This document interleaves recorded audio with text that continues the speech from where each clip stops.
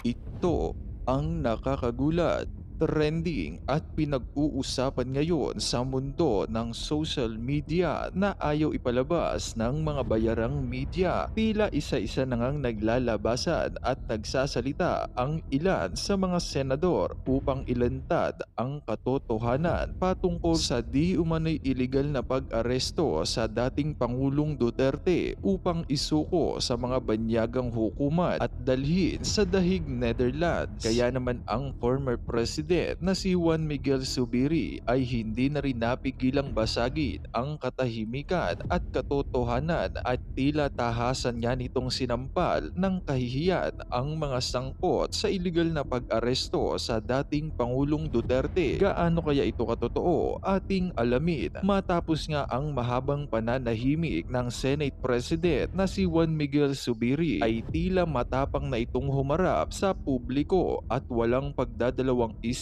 na sinapol ng katotohanan at kahihiyan ang mga ginagawang kabulastugan ngayon ng administrasyon ni Bongbong Marcos kaugnay sa iligal na pag-aresto sa dating Pangulo ng Pilipinas upang litisin at hatulan sa dayuhang hukuman nang hindi man lang dumadaan sa competent judicial court ng ating bansa. Buwelta nga ng senador, ikinalulungkot ko ang sistema ng pag-aresto kay dating Pangulong Rodrigo Duterte at ang dali ang pagdala sa kanya sa dahig. Sana man lang ay pinayagan siyang makipagpulong sa kanyang mga abogado at maghanda ng depensa bago sa dinala doon. Regardless of political differences, we cannot ignore the contribution he has made to the country. Ngayong kailangan nating linawin ang mga proseso ng ganitong klaseng mga kaso, lalo na't malaki ang posibilidad na hindi ito ang huling pagkakataon na haharap tayo sa ganitong uri ng sitwasyon. Moving forward, we need to be very clear on how we handle situations like this, balancing our international commitments with protecting the rights of any Filipino facing an international case. Hindi nga napigilang madismaya ng marami sa ating mga kababayan kaya't nagbigay ang mga ito ng kani-kanilang hinaing at komento sa mundo ng social media. Sabi nga, you cannot undone what is done already. Nangyari na ang lahat, ganun-ganun na lang tinatrato at bastang pinadala si PRRD, nakaka-disappoint ang justice ng ating bansa at mga namumuno ngayon. Buti na lang nangyari ito bago mag-eleksyon, nabuksan ang kaisipan ng mga Pilipino kung sino ang tunay na nagmamalasakit sa bayan. Mabuhay ang mga Duterte. Too late, Senator. Ngayon, nalaman ng buong Pilipinas o mundo kung anong klaseng batas ang pinaiira dito sa Pilipinas. Napakabulok ng sistema at narito, panoorin pa natin ang buong video. People power na ho talaga ang nangyayari ngayon at hindi lamang po ito nangyayari sa Pilipinas, worldwide po ang people power para ho kay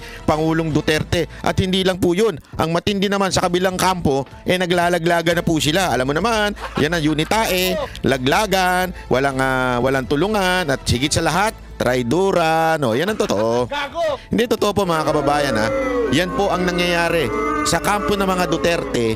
United ang mga kababayan natin, kahit yung mga OFW organization. Kasi alam mo mga kababayan, medyo sakit na nating mga Pilipino ito, lalo na yung mga OFW natin. Alam nyo yan, na meron talagang minsan kiskisan among OFWs, even if pareho sila ng pinaglalaban, nagkikiskisan. Pero ngayon, nag-unite for one cause, which is bring back Duterte, di ba?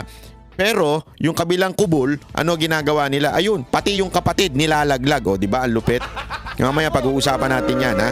Malupit talaga itong Marcos na ito. Ang una niyang nilaglag yung tawag dito, yung kanyang executive secretary na loyal ally, loyal defender. Ngayon nilaglag niya, 'di ba, si ES Rodriguez. Tandaan niyo 'yon, 'di ba? Pero akala natin sagad na 'yon kasi sabi natin, grabe naman pagka-traitor nitong Marcos na ito, 'di ba? Nilaglag niya 'yon. Pagkatapos naman niyang nilaglag 'yon, inilaglag naman niya yung kanyang partner. Sino? Si VP Sara Duterte. O, 'di ba? Kita niyo naman kung anong nangyari, pina-impeach. Pati yung taong nagpalibing sa kanilang ama ay nilalaglag naman nila ngayon, 'di ba? Which is si Pangulong Duterte. Nalaman natin through the hearing that there was no red notice. Sa madaling salita, we are not even obliged. Even nga may red notice, we are not obliged to give o to send PRRD right away sa dahig. Pero ano ginawa nila? Yun po dahil sa kagustuhan nitong ni Bongbong Marcos, idinala ho kagad-agad sa dahig. So nilaglag na naman po nila mga Duterte, di ba ho? And last not but the least, ika nga, ha? Nilaglag naman niya ngayon yung kapatid niya. Di ba? Pag-uusapan natin yan, unya-unya. Ganyan no ka, ewan ko kung ano matatawag mo pa ba? Tao pa ba yung ganyan? Tao pa ba yung ganyan o sadyang, ewan ko, ayoko naman sabihing sabog pero hindi ko alam kung anong klaseng ugali yan, kung anong ugali yan. Marami naman kasi ibig sabihin ng sabog, mga kababayan. Hindi naman ibig sabihin adik, hindi yun. Marami ibig sabihin ng sabog. Kunwari, ikaw, bagong gising ka, di ba? Ang gulo-gulo ng isip mo, ang gulo-gulo, hindi ka para bagang hindi ka makakilos ng tama. Yun, pwede kang tawaging sabog ka na naman, ano? O kaya naman, pag nakainom ka, pwede rin yun, di ba? Hindi ibig sabihin ng sabog, adik ka agad, ha? Bahala na kayo mag-isip. Pero para sa akin, hindi ibig sabihin ng sabog ay adik. Maaaring ikaw ay wala sa ulirat, ika nga. Wala kang hindi mo alam kung ano yung mga desisyon sa buhay mo. Kaya ang gulo-gulo mo. Kaya nga sabog eh. Sabog yung desisyon mo. Kasi nga magulo ka, ika nga. Ganun ang dating nun. Pag-usapan na ho natin. Bakit ko ba nasabing meron na bagang people power? Bakit ko ba nasabi yon? Kasi mga kababayan, talagang matindi ang nangyayari worldwide. Kung susunod po kayo, titingnan nyo po yung aking Facebook account na Byron Cristobal. That's my real name. At nandun naman yun, naka blue check yun, tapos may nakalagay doon Banat Bay.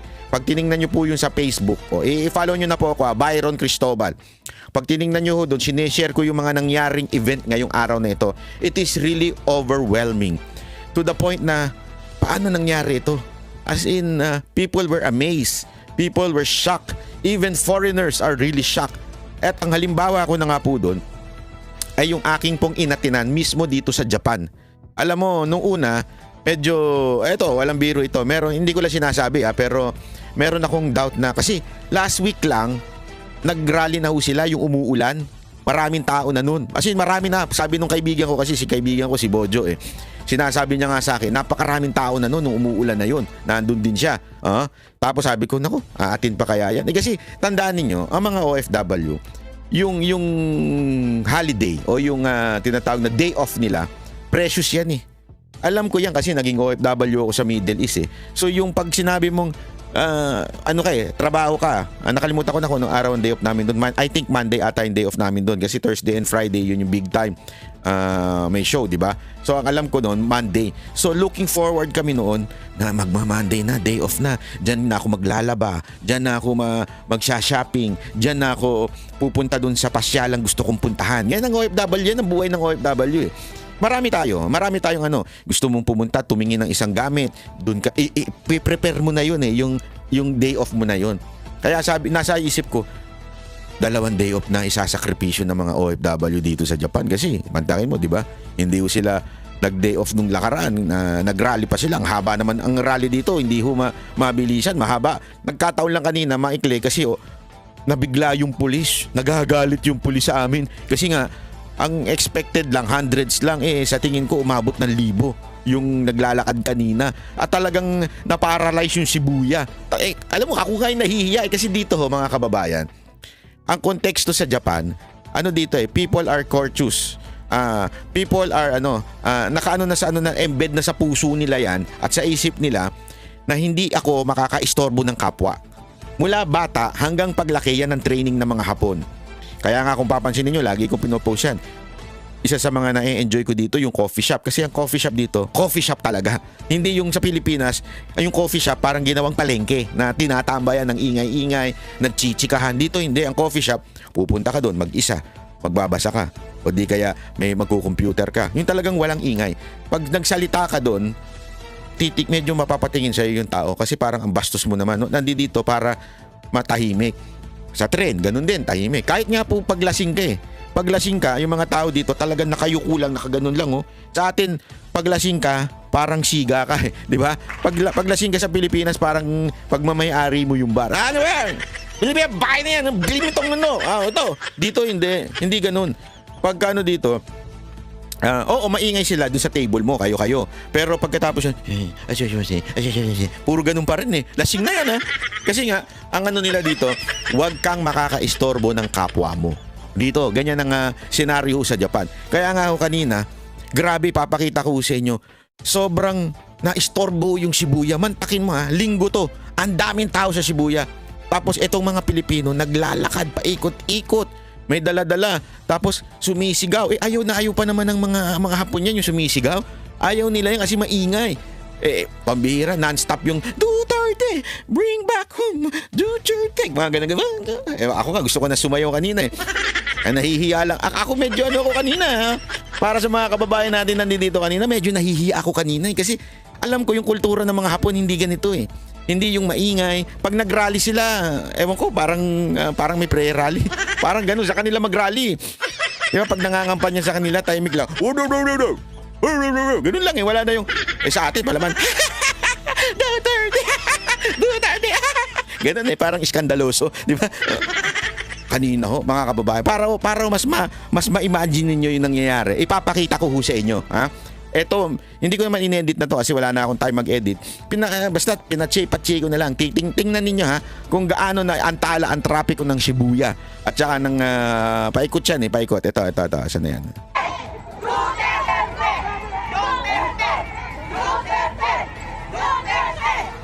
Kita nyo kung gaano kadaming tao? Yung sigaw dito, may iba yung sigaw dun sa likod. Kasi nga, sa sobrang haba na niyan, hindi na magkakarinigan. Yung isang sigaw. Ang ano dyan, kaya ginawang marcha-marcha yan. Kasi doon dapat kasi sa Hachiko yan gagawin. Alam mo yung sa Hachiko, yung aso na estatwa doon sa Shibuya. Kaya lang, pag inilagay mo yan, wala. Siguradong magulo. Overflowing doon sa statue. Kaya inilipat sa malapit na park. Tapos yung inilipat sa malapit sa park, bawal naman mag-stay doon kasi maliit din yung park. So, sabi, maglakad na lang. Sige, maglakad. Si Banatbay pa naman. Medyo matanda na, masakit na ang mga kalyo-kalyo, mga tuhod-tuhod. Kaya nung lalakad na yan, grabe ho yan.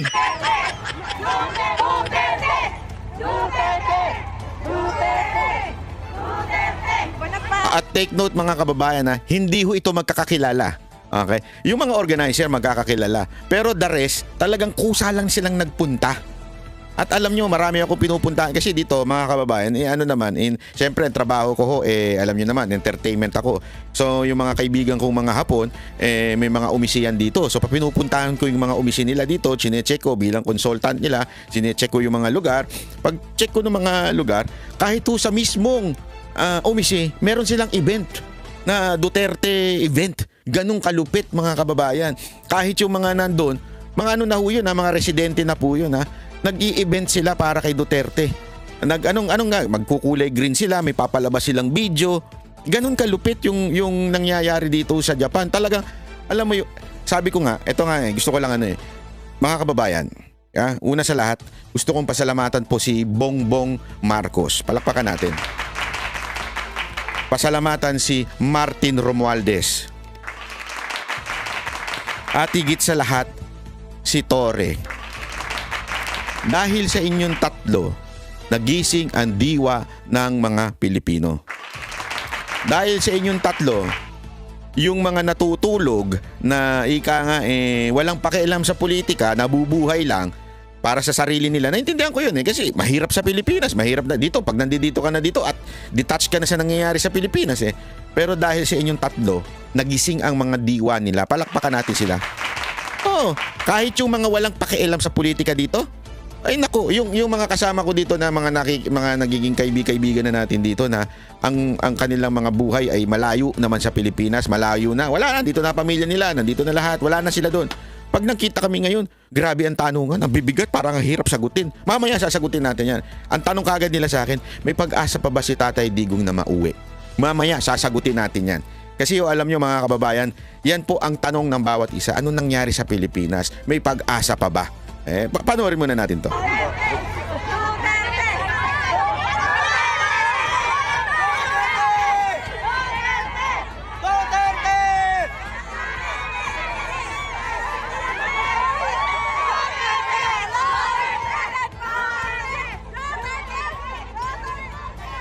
Pansin nyo, magkakaiba itsura ng poster?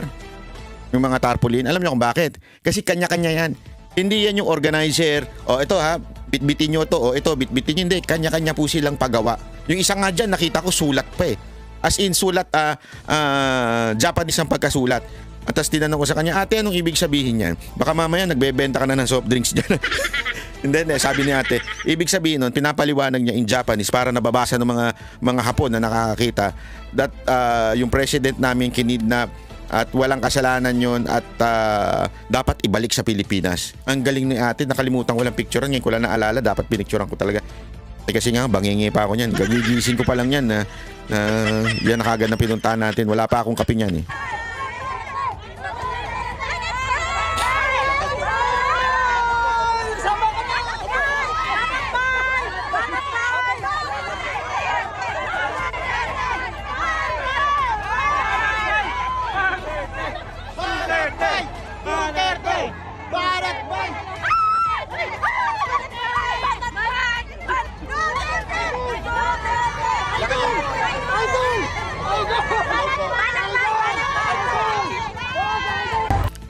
Pasensya na po pala kanina ha yung mga dumadaan kasi gusto ko man po makipagpicturan.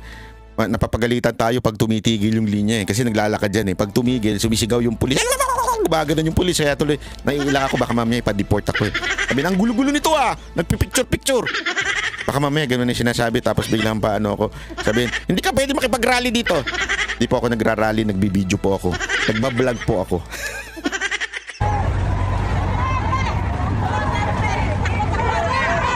Kita niya tumatakbo kasi nga pinabibilisan ng pulis eh.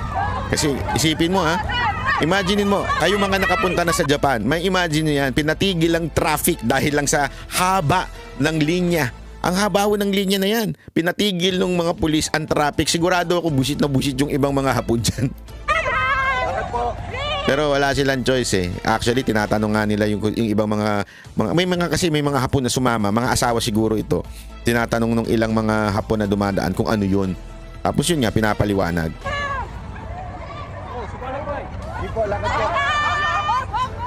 Kita nyo, tigil. Isipin nyo ang tagal na tumitigil ng traffic na yan dahil lang sa atin. No?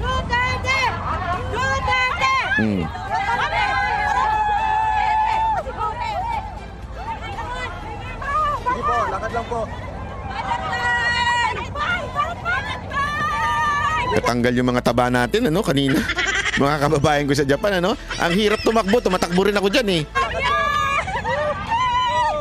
Lakad po. Dito. Ayan, Hindi nila sinabi marathon pala to. Akala ko marcha lang. Grabe. Kami nila. Mahabol. Ayun, yung naka-megaphone, yung mga pulis. Lakad lang to. Ba't ako tumatakbo? Bring back Duterte! Bring back Duterte! Bring back Duterte! Bring back Duterte! Bring back Duterte! Bring back Duterte! Bring back Duterte! Siyempre, ang mga matitigas na mga taga-SMNI, palakpakan natin mga matitigas na taga-SMNI. Mabuhay kayo, sir.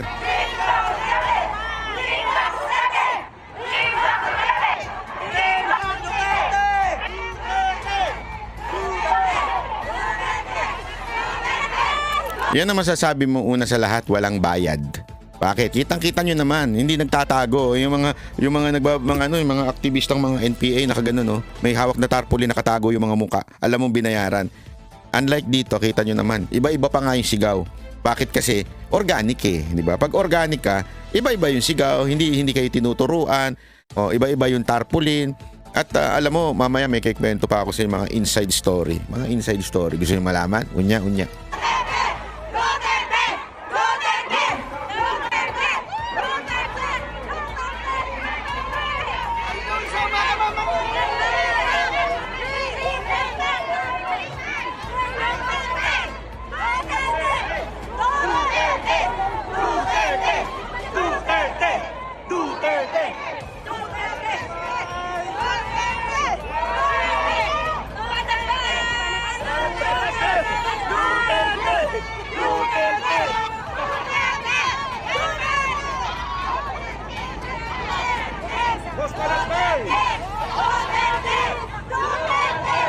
Ito, maganda ito. Yung ending, nasa ibabaw na kami ng bridge.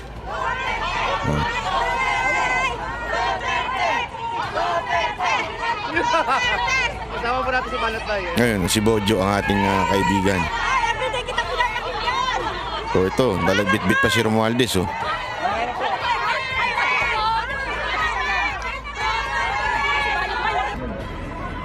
Kita niyo yan, no? Oh, haba nun, no? Oh. Oh. Walang bayad dyan, mga kababayan. Organic. Walang kinuha sa payatas, yung mga ganun. Walang ganun. Walang kinuha sa tundo, walang ganun. Yan o'y organic talaga. Grabe, oh. Alam mo mga kababayan, hindi lamang po sa Japan yan. Para lang sa kaalaman ninyo, hindi lamang po sa Japan yan. Nangyari ho yan sa Canada. Meron ako nakita today, na-post din nila, Canada, sa Saskatoon ba yun? Saskatoon, ewan ko paano pronounce yun.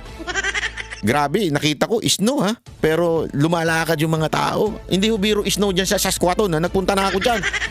Yung snow dyan, hindi katulad ng snow sa mga Asian parts like Japan, Korea. Yung snow sa Canada, yellow.